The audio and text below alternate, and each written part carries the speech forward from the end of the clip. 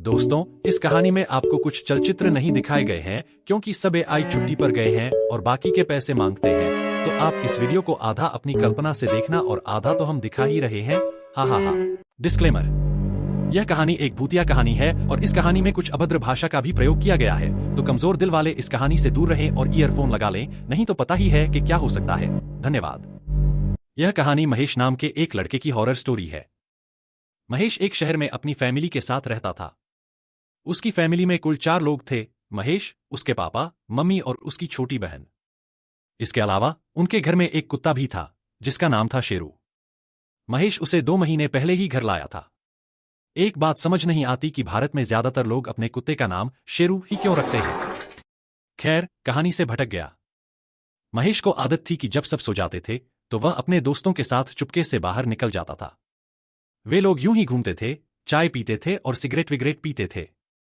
ज्यादातर वे railway station के पास जाया करते थे, जो उनके घर से आधे घंटे की दूरी पर था। हफ्ते में 3-4 बार तो यह काम पक्का होता था।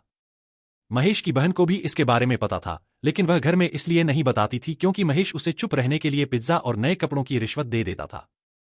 उस दिन होलिका दहन था, यानी अगले दिन होली खेली जानी थी। महेश और उसके 2 दोस्त ऋषि और अवि ने दोपहर में ही प्लान बना लिया था कि रात में रेलवे स्टेशन चलना है। शाम हुई, सबने होलिका दहन की पूजा की और जब सब पूजा खत्म करके घर लौट रहे थे तो ऋषि की मम्मी ने उसे टोक दिया, अब घर चलो, बहुत देर हो गई है, आज अमावस्या है और 10 भी बज चुके हैं। अवि की मम्मी भी बोली, सही कह रही हो, अब घर चलो, पूजा हो गई है, अब खाना खाओ। महेश और उसके दोस्त भी सबके साथ अपने अपने घर चले गए। रात के 12 बजे महेश के फोन की घंटी बजी। अवि का फोन था। भाई चलना, अवि ने कहा। कहाँ? महेश ने पूछा। अबे, मैं और ऋषि तेरे घर के बाहर खड़े हैं, अवि बोला। महेश को याद आया कि उसने तो खुद प्लान बनाया था। तभी उसे फोन में अचानक ये आवाज सुनाई दी, लो तुम भी सुनो। तुम्हें भी वही लगाना? महेश को भी लगा। महेश ने हैरानी से पूछा, अबे सालो, ये क्या कर रहे हो तुम मेरे घर के बाहर, वो भी अकेले अकेले? ऋषि बोला, साले 12:15 हो गए हैं, जल्दी बाहर आ। महेश ने पूछा, बाहर तो मैं आ ही रहा हूं, लेकिन यह आवाज कैसी आ रही थी फोन में? ऋषि ने पूछा, कैसी आवाज? महेश ने बोला, एडिटर भैया जरा फिर से बजाना।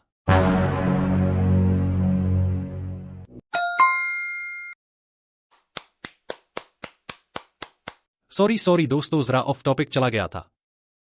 महेश फटाफट फोन काटता है और बाहर जाने ही वाला था कि पीछे से उसकी बहन बोलती है, आज मत जाओ। याद नहीं मम्मी ने क्या कहा था, आज अमावस्या है। महेश हंसकर बोला, अरे कुछ नहीं होता, मम्मी फालतू डरती है, और दरवाजा खोलकर बाहर निकल गया। जैसे ही वह बाहर निकला, वह चौंक गया।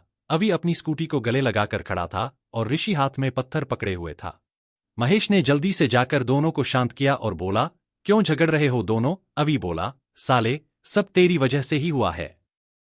महेश बोला, मैंने क्या किया? अवि बोला, तू कुछ देर तक बाहर नहीं आया तो ये साला तुझे लेने के लिए अंदर जा रहा था, मैंने रोका तो मुझ पर ही भड़क गया। ऋषि बोला, ठीक है, अब आ गया ना? अब जल्दी से गाड़ी निकाल, नहीं तो घर पर ही चाय बनाकर पी लेते हैं। अवि ने जल्दी से स्कूटी स्टार्ट की और तीनों निकल पड़े। स्टेशन पर पहुंचने वाले ही थे, तभी अवि ने देखा कि प्लेटफॉर्म के आखिरी छोर पर एक लड़की खड़ी थी। हरा सूट, लाल दुपट्टा गले में लिपटा हुआ और उसके पास एक बैग रखा था। वह ट्रेन के आने वाली दिशा में मुंह करके खड़ी थी, जैसे किसी का इंतजार कर रही हो। अवि बोला, ये लड़की कितनी अजीब है। महेश बोला, क्यों, क्या हुआ? अवि बोला, पता नहीं, मुझे अजीब सा लगा उसे देखकर। फिर जब वे दुकान पहुंचे और चाय सिगरेट पीने लगे तो अवि ने दोबारा उस लड़की की तरफ देखा, पर अब वह वहां नहीं थी। भाई, वो लड़की कहां गई? अवि घबराया। ऋषि भी देखने लगा। महेश बोला, छोड़ना, कहीं चली गई होगी, हमें क्या? लेकिन तभी ऋषि ने देखा, वही लड़की अब दुकान के किनारे खड़ी थी, पीठ उनकी तरफ किए हुए। डरते डरते उन्होंने चाय खत्म की और गाड़ी में बैठकर घर की तरफ निकले। ये लोग बस थोड़ा ही आगे बढ़े थे, तभी इन्हें रास्ते में एक कटी हुई चोटी और एक काली बिल्ली दिखाई दी जो उन्हें घूर रही थी। अब महेश ने स्कूटी की स्पीड और बढ़ा दी। ये लोग उसके साइड से गुजर जाते हैं। थोड़ा आगे जाते ही अवि बोलता है, भाई ये सब क्या था?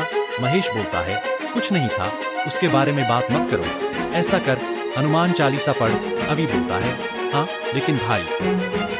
महेश बोलता है, बोला ना, अभी नहीं बोलना है उसके बारे में। अभी कहता है, नहीं भाई, मैं उसके बारे में नहीं बोल रहा हूँ, मैं कुछ और कहना चाह रहा हूँ। महेश बोलता है, देख, अभी मैं कुछ और सुनने के मूड में नहीं हूँ, तू जल्दी से हनुमान चालीसा पढ़। फिर अभी बोलता है, मैं वही तो कहना चाह रहा हूँ कि मुझे हनुमान चालीसा नहीं आती। महेश गुस्से में कहता है, अबे तो सीधा सीधा बोलना कि नहीं आती। साले, इतनी नौटंकी क्यों कर रहा है? साले, जी तो ऐसा कर रहा है कि अपने हाथ से पकड़ के दे दूं तुझे उस भूतनी को। अभी हंसते हुए बोलता है, अभी तूने ही तो कहा था कि उसके बारे में बात नहीं करनी, और जोर से हंस देता है।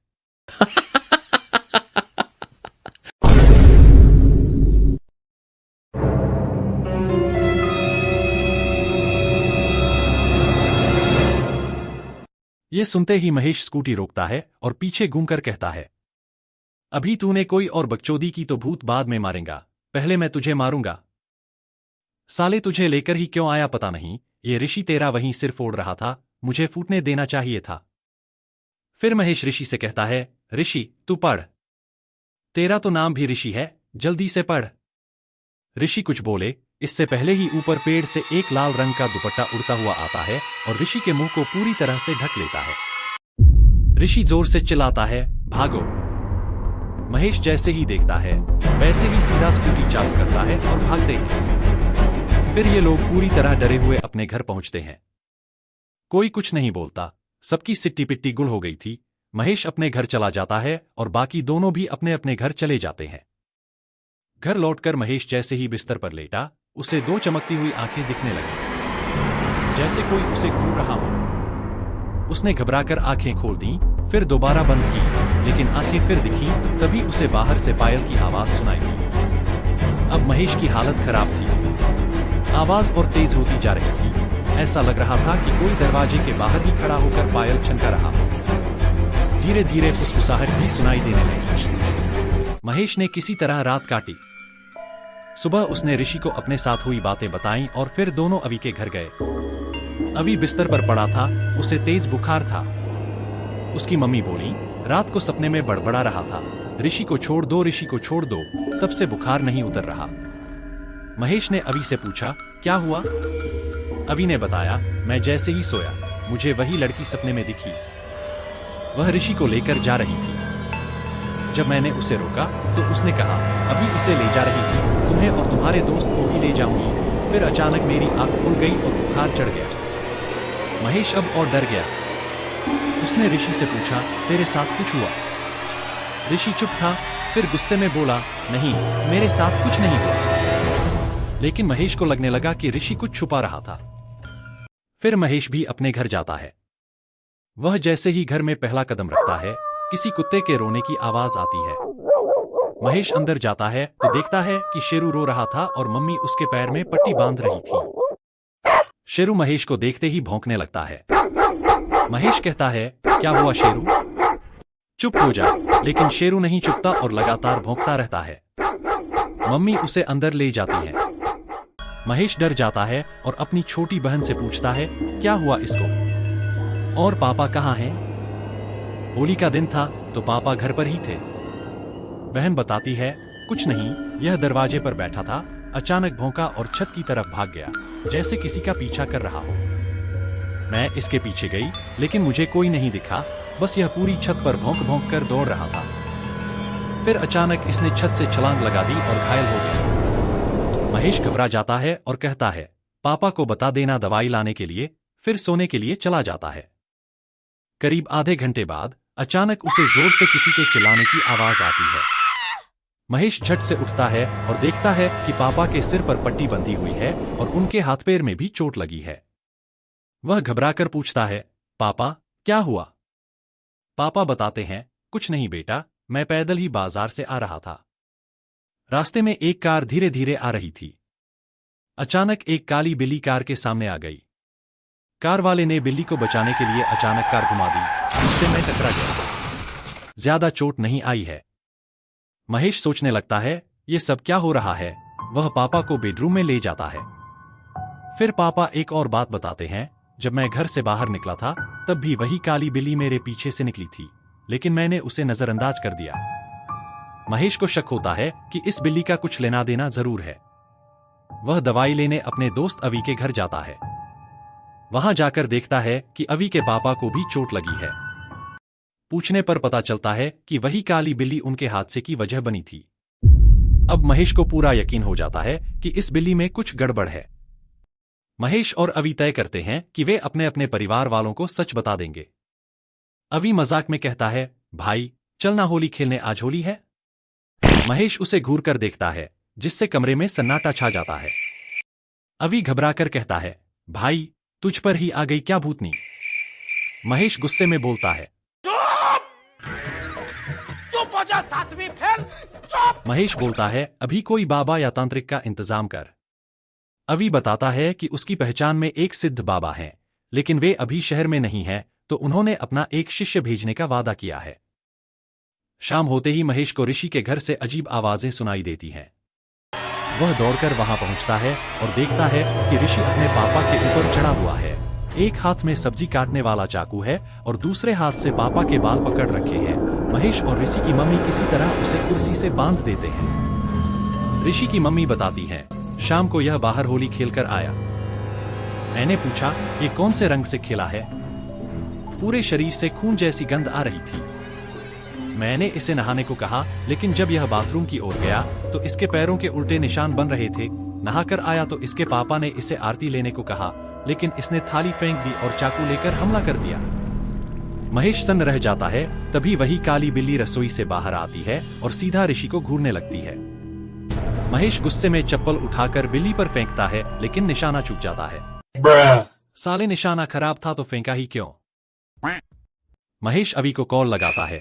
उतनी देर में ऋषि वहां से भाग जाता है। महेश उसके पीछे भागता है। यह देखकर महेश के घरवाले और आसपास के लोग भी ऋषि के पीछे दौड़ पड़ते हैं। ऋषि के पीछे भागते भागते महेश अचानक गिर जाता है और बाकी सब लोग आगे निकल जाते हैं। महेश जल्दी से उठता है और दोबारा दौड़ता है। उसके पीछे शेरू भी भाग रहा होता है। शेरू को पीछे देखकर महेश की फट जाती है। महेश और भी तेज दौड़ने लगता है। वह इतना तेज भागता है कि सब लोगों को पीछे छोड़ देता है, यहाँ तक कि ऋषि को भी पीछे छोड़ देता है।